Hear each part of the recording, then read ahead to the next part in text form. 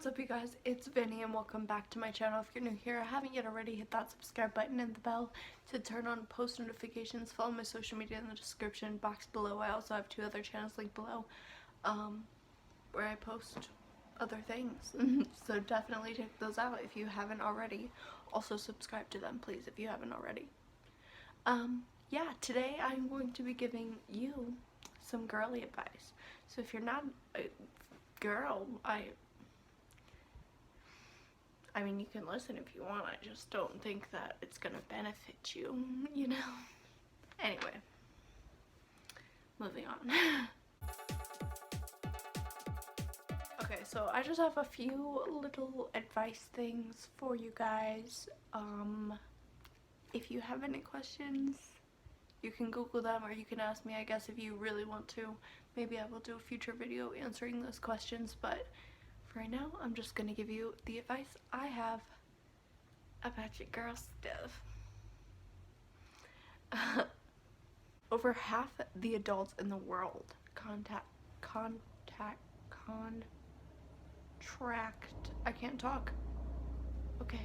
an STD in their lifetime, and some of them are asymptomatic symptoms, so you might not even realize you have one. And they might not even realize. That's why it's best to always get checked before you sleep with someone new, and probably even after. If you suspect, well, I personally think you should get tested before you sleep with someone, and then you can tell them if your results are certain something. If you don't want to, you can do it after sleeping with someone, and then you will know before the next partner. Technically, either way, it is safe. Basically, get tested now and get tested after every partner. And also, if you suspect them of cheating, not only you get tested, they get tested, just to be on the safe side. Some things are curable, some things can be fixed, so you might as well fix them while you can. It's not scary to be tested. I think it's just, you know, you're being cautious of your body.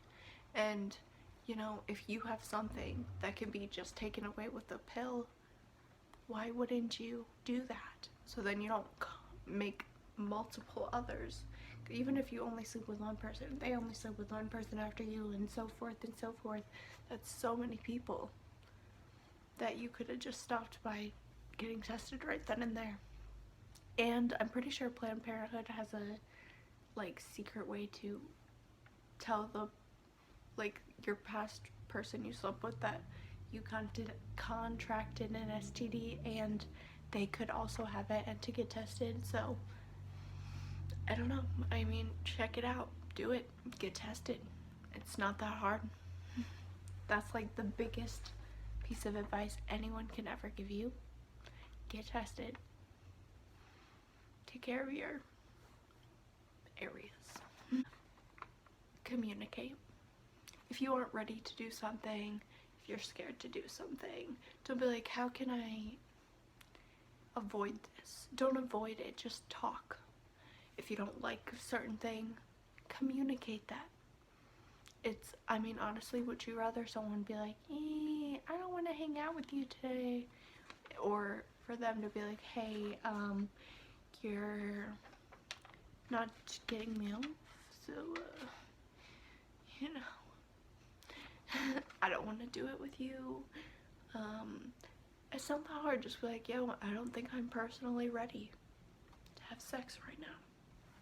Or whatever it may be, just communicate it. I think that's really good advice for everything in your life. It's easier to communicate it than to avoid it or suffer through it.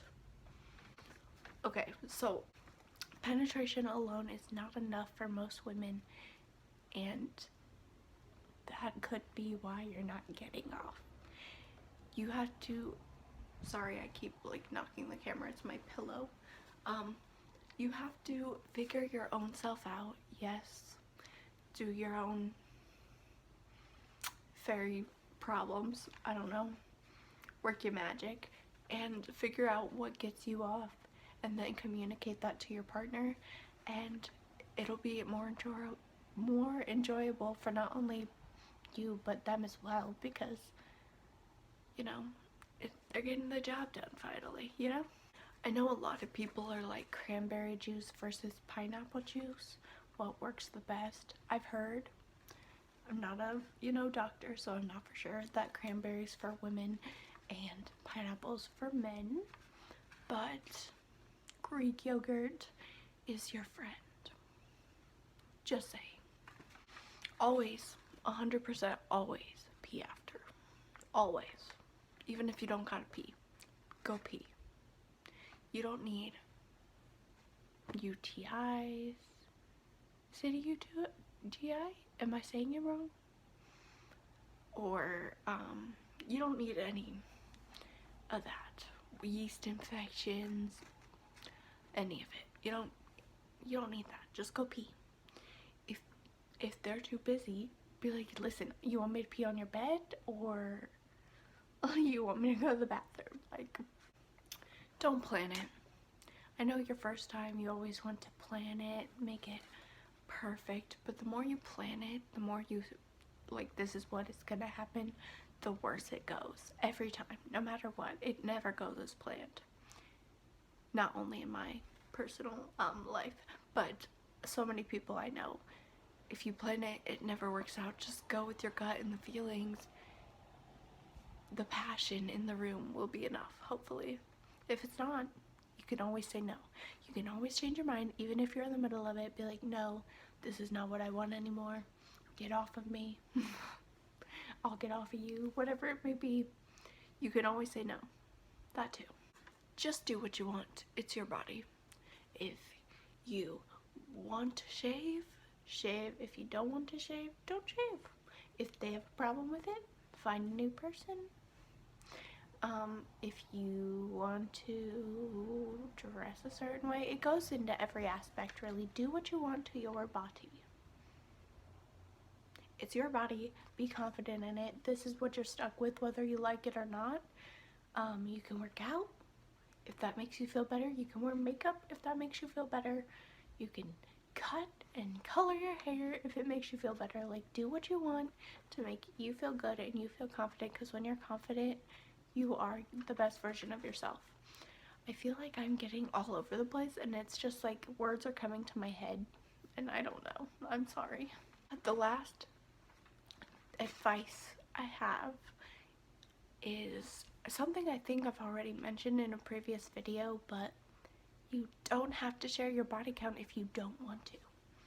If your body count embarrasses you, even if it doesn't, you don't have to tell anybody that number if you don't want to.